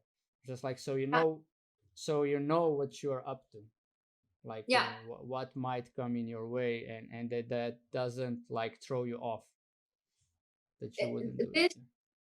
This and I think hand in hand goes, and this is, I think, really the invitation that I would kind of like put out to listeners and anyone else. Is like the more clear you are about what's your highest contribution that you can make to your family or to your community or to even the bigger society, the more clear you are about it, and the more clear you can express this. Like, I wouldn't say sell it, but vocalize it. The easier it is for others to know, like, why would they come to you? Why would they ask you to help for something? And that actually only makes it easier, because I'm not here alone in the world, neither are you. So in the end, we need to co-create whatever it is. I mean, some things you can do on your own, but a lot you can't. And it's so much easier if I know exactly like whom to call for what, for some sort of co-creation. And I believe that even that, is the piece that I mentioned earlier, like my exhaustion about the waste of time. Like, I don't want to be figuring out for 3 months with whom to collaborate for some creation. I don't want to find out after 2 months of collaborating that a person actually lacks certain skills or doesn't have the attitude that is needed or whatever it is, so let just get it clear and communicate this and be transparent about that, because it's not about you're good or bad. It's just about how can you make it sounds a bit ridiculous maybe, but being useful or making a meaningful contribution, like and have fun with it. Let's not forget the joy about it. Yeah, if you're not having fun, then you're probably not on the right track. I agree. Clear space or clear communication, anything that is clear, it's like it is what you said. And Michael said what you just said, Mireille. I'm asking myself, what is my contribution to my environment and how I fit here? I mean,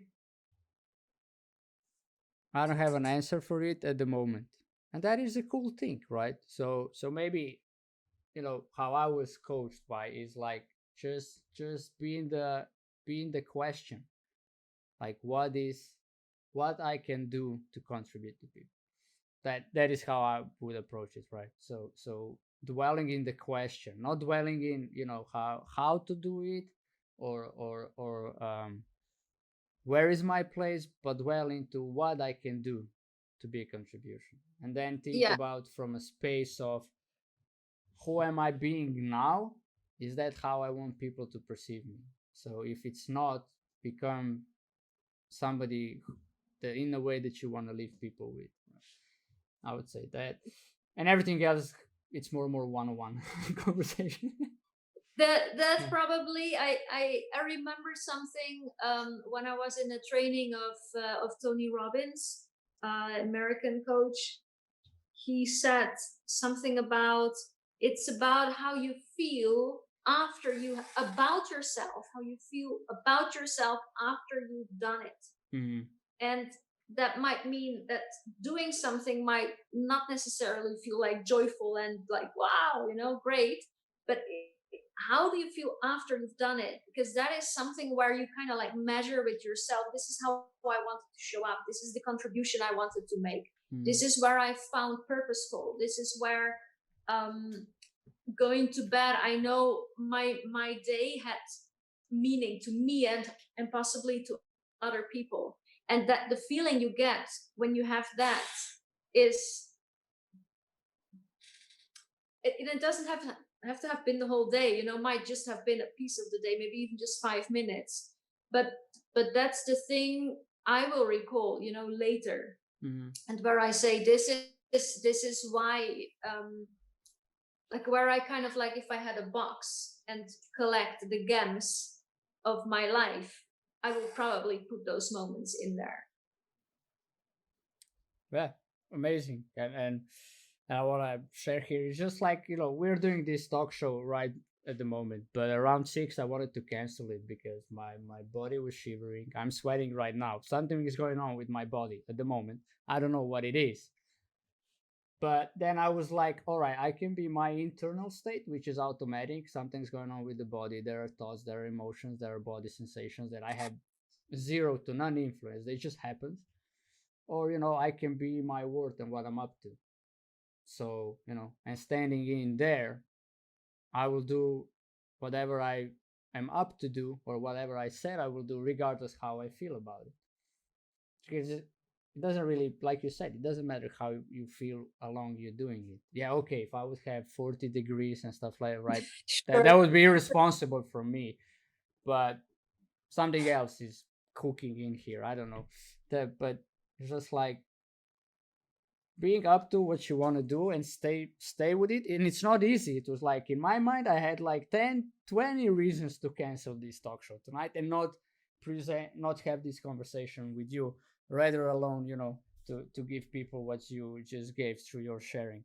So it's just in that manner. It's just like, I don't know if I left you with something. I don't know what was the point of that, but it's like, yeah, you could go with what you feel, or you could go with what you say you're up to, and do the work, do the things that you say, but still be responsible about it. Yeah, of course. If I would have 40 degrees and sweating here and almost passing out, like not be able to hear half of the things you say, that would be irresponsible to show up, right? But yeah, that is what I want to share. Is just like reasons will always be there not to do something, and then whatever you're committed to more, just like and what you present, Mirai, it's so amazing. And thank you for being in Slovenia and showing that in however you influence Slovenians in that regard. Because yeah, I see that as the next step in evolving our country, so to speak. That we stop being afraid and go on there and live it, and willing to try, not willing to try, but I would say, you know willing to fail. I don't know, Yeah. just like Mikey said, I don't know, I don't have an answer, and it's okay not to have an answer. It's like that is it's okay, but then you just go out and try different things. You try, you stay with it, you see how it goes, and give yourself a limitation. I will do it for a year, and if it doesn't work after a year, I'll do something else, because otherwise we always go for less. And then we're like that guy in that picture that always comes into my mind, one who is digging for diamonds, Yeah.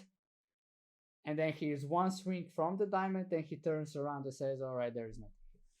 Yeah. So Yeah. And it's literally this moment where it would be easy to say, I give up, I lean back, I stop. It's easy.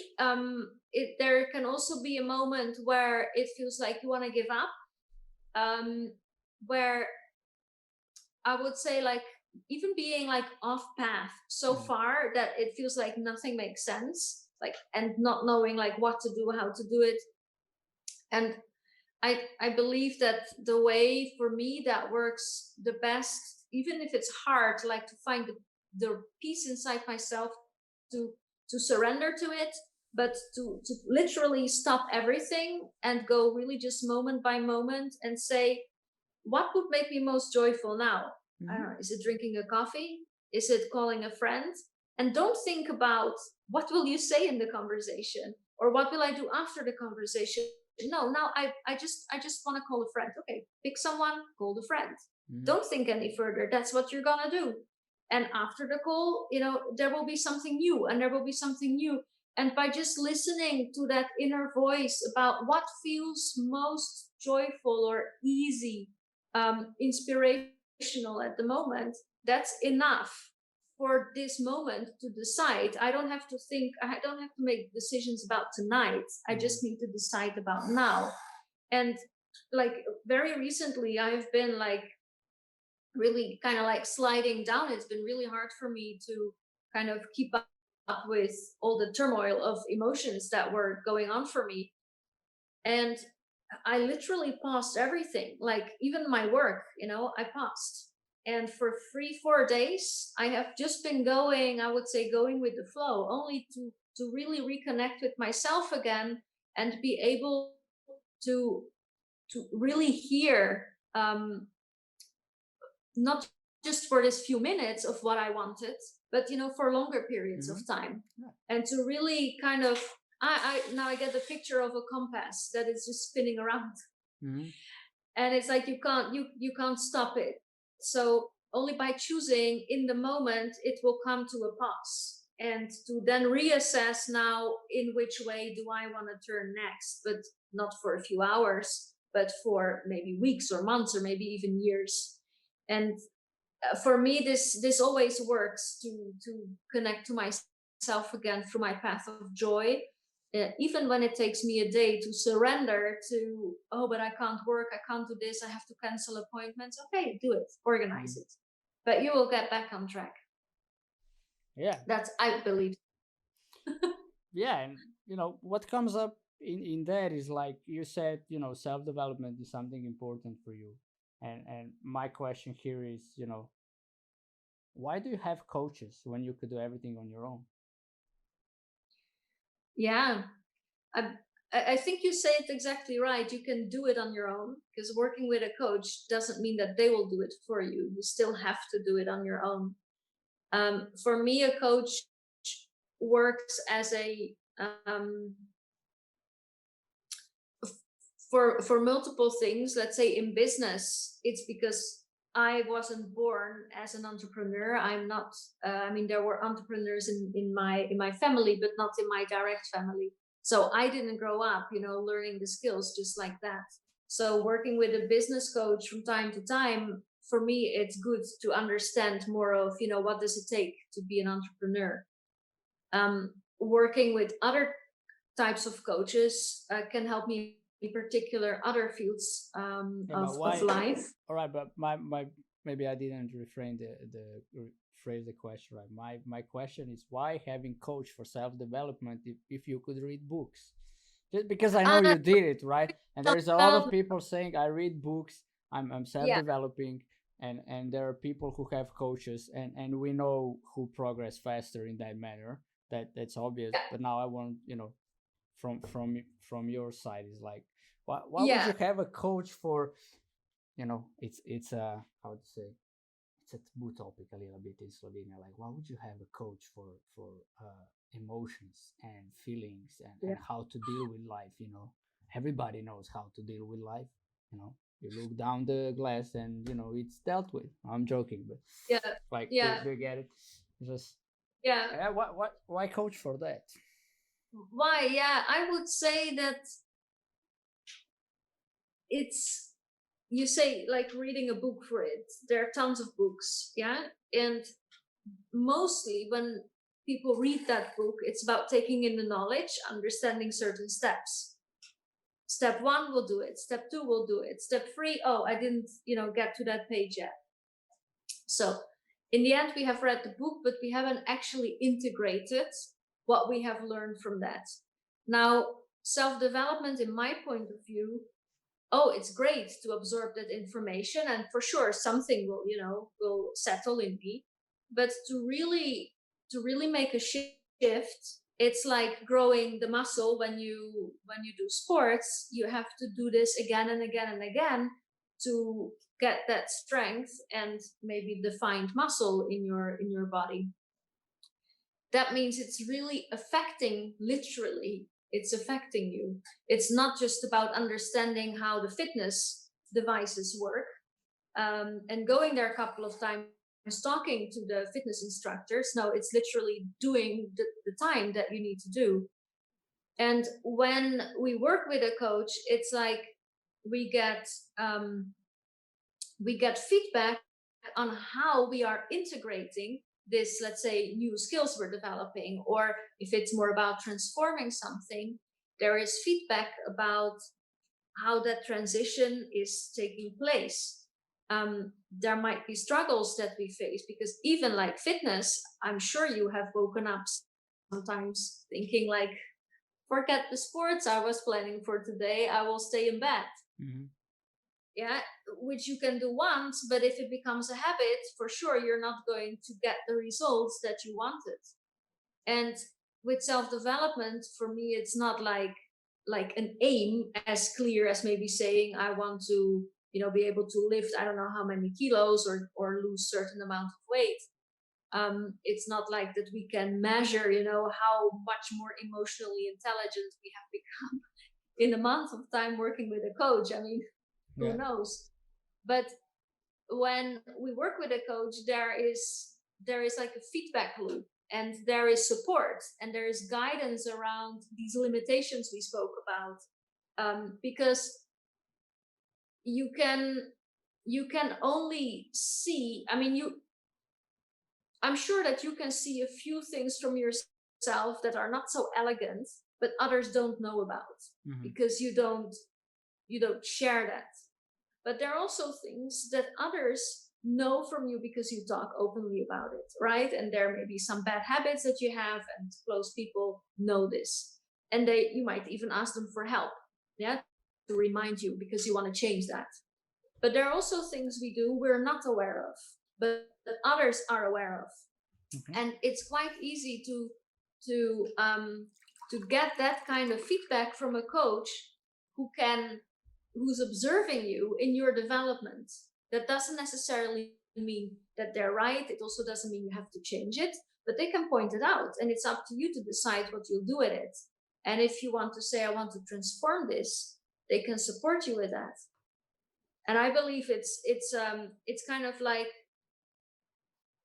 developing, like being in a place of self leadership for me is the speed is higher, like my development is higher than when I work with a coach, because this person is, like the mirror, it's showing me even more than the mirror can show me, because in the mirror I can see what I see, but they can show me even what's on the backside of me that I can't see. Exactly. Yeah, that is why, right? Have you worked with a coach? Yeah. I am, and I work with it because I'm aware of it. It's like, first of all, I admit it many times here. I'm lazy, right? That my natural self expression in doing things is, how can I do it with less effort? And if it seems too hard, I'm like, yeah, I'm not gonna do it. I don't care. Like, bullshit that I throw myself. So I surround myself with coaches because it's just like, they're the ones who see through that, and they call it out. And when they call it out, I'm like, all right, I get it, right? And then I'm training now to be responsible of this laziness, and it's nothing is wrong with it. It's just like, all right, I'm lazy and I can still do the workout, just in that manner, right? And having coaches is just like reminders. And then, like you said, it brain is a muscle as well. And if I for 20 years build a muscle of I'm lazy, then I need to be responsible for I'm lazy, and I can do things that I want to do. So, and I need to build the muscle. I often say it's like coming into a gym, and there is the deadlift, and the deadlift, I'm lazy is lifting up 200 kilos, right? And then you come also in the gym with saying, all right, I'm not I am confident, but confident can only lift 5 kilos of deadlift. So what will the laziness do? It will look at you and they will say, what are you doing here? Get out, right?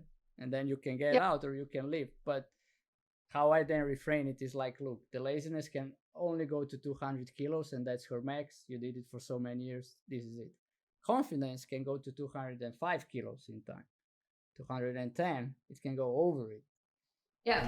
And then it's just like, then the laziness starts to like being responsible for it. It doesn't impact. It will always be there. You cannot throw it out of the gym or your brain, but it's a muscle to build on responsibles, and coaches remind you of that. They give you the feedback, like you said. They say, all right, you're doing it again, and you're like, oh yeah, because you don't see it in that moment. It takes over. So that's why. Yeah, it sounds like you value ease, and as I say, I hear your laziness, and I personally always feel like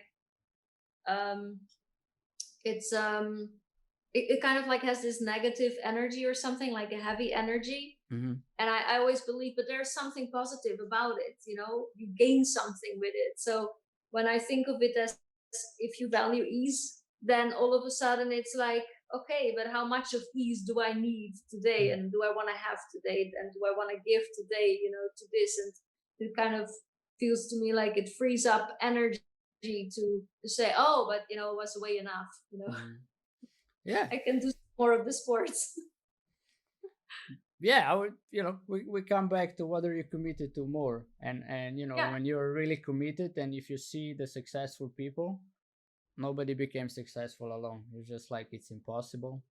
It's not sustainable. People who want to do it, they get burnouts. It's just that simple. People who burn out are the people who want to do everything on their own, and they don't want anybody to contribute to them. Even people coming to them, they refuse it. That's from my experience, from a couple of cases that I know. It's like people who are burned out getting this diagnosis, or how to say, the doctor said, it's people who are not coachable, so to say. They are not willing to be contributed to. And then you do it everything on your own. And of course, it's like it's behind the corner all the time. So yeah, and we can look to every great athlete. They have like the whole team behind them, right? So, or every big great successful man, it's like or I mean a man, not a man, a human being. Yeah, yeah, So yeah, yeah. right, don't want to be there that they say, oh, only men are successful. Well, what about women? I mean, as a No, women human can being. be. And then Yeah, again, what is the definition of successful? Right. That's also something we need to define for ourselves. What is exactly, your measure of success in life, and um, can be completely different for one another. exactly, It's your personal view on many things. I think that in the end comes down to so much of it is your own personal view on what it is defines, what's possible. exactly. Yeah. It's also a saying. Really interesting conversation we've had, in my view. Yeah, like I said, it's a talk show with guests. It has a certain intention that we showed up, and now it developed a little bit into a certain aspect. But it's like one sentence that I don't remind myself much about, but I'm getting present to it now talking to you is like, your actions in life correlate with how life occurs to you. Yeah, I completely agree. Yeah. Right. So Yeah. whatever you Yeah. do, it's like it says on its own. It doesn't need any explanation. That's Yeah. what I need to stop doing. Damn it, JP. Always like to explain things like people don't understand. They're too stupid. Nah. Nah, right? And it's that simple. It's like, so if you wanna, so to say, change or transform or have a better or different life, it's just like, you know, shift the occurring Yeah. and then Yeah. do the actions correlating with that occurring. So yeah, awesome. It was like Yeah. I feel like we could talk for hours, right? It's just like it's a more or less never-ending topic. But why I ask you for coaches is like because people find their passion, they want to follow it, and then they stop following it because something show up, and in that cases, usually who will support you to do it might be your environment if you have a spouse or friends who will push you forward, which is it is maybe gonna happen, but usually for definite to happen, it's good to arm yourself with a coach. And yet Yeah. you will probably have to pay for it, but if then you look the amount that comes in and goes out, whoever does it, they know. It's just like, Oh yeah. yeah, I would say it's if you got a coach who's a match with you, it's worth it. yeah, Yeah. definitely. Definitely. Definitely. Definitely, this is it. All right, anything you want to share, how it was for you, how you know I've enjoyed like the whole of it, but especially like since like you didn't give me the questions before we had this conversation, so I hadn't given any prior thought to answering, and it's been for me also interesting to kind of like hover as a bird above my life, and then have these reflection moments, and especially this insight about that I saw how visual communication was a main purpose like for learning, and it was never a subject on its own like it's art. No, it's visual expression is in service of my development, and I had never like seen it that way so clear as it was in this conversation. So I'm very grateful for that insight and many others, and I like to also thank you for like asking those particular questions, and then also like sometimes going deeper into certain and not in others. That yeah, I really enjoyed the flow of the questions and the conversation. So I hope that it was meaningful to the listeners. yeah, I mean, Mike would say thanks, Mireille, for everything. So I guess that is the answer. And yeah, that is a secret mission that I have with every guest. What you just got from the conversation, that is my mission. That you look over your life and see what you went through. Maybe see something new for yourself. That's like a pure bonus. But more or less is with that, what I see I give guests is like, all right, look, this is where you kind of started, high school, grammar school, teenager, right? And this is where you're at now. So, Yeah. Yeah. just go out there and do you. And that's, I think, exactly the point that we've been trying to make. Like, when you will look back once you're 50 or 60 or 70 and you look back, have you then done enough? Like, not every day, but done enough of being you, right? And what does it take to do that? So, but I have that, living with no regrets. So go out there asking people questions. If they say no, okay, they say no. That's all there is. Doesn't mean I'm stupid or I'm not important or whatever our mind will think in that moment. But yeah, really living without regrets and go fully, right? Go fully, and we got that from you. It's just like, I think a lot of openings if people were really present to the conversations. Next time JP will be 100% and it will be even better. All right. But I don't get it. What was that comment about? I lost it. Sometimes it happens like that, right? Because I'm having, and it was written in a moment, and then I'm like, looking for back. Or the same, yes. Yeah. So Mike was a little explanation there about your last chat. A little bit. I need, please, what he was referring to. Yeah. Oh, yeah. All right. Yeah, my body is not 100%, but I am, right? So, no, all good, Mikey, all good. I got it. It's come from concern and progress. Totally hear it. So great. As long as I was 100% this morning, beat you guys. I'm joking. I gotta use it because they were so loud that we're doing it tomorrow again. It's gonna be like, tomorrow we're gonna get our ass kicked. I don't know. We'll see what happens. But yeah, Mireille, really thank you tomorrow for real. Yeah, so really thank you for being here with us directly from Rotterdam. So maybe last question is, what does the painting behind you communicate? Yeah. So I have to go back. It says it was done in 98, so it's quite a bit of time back.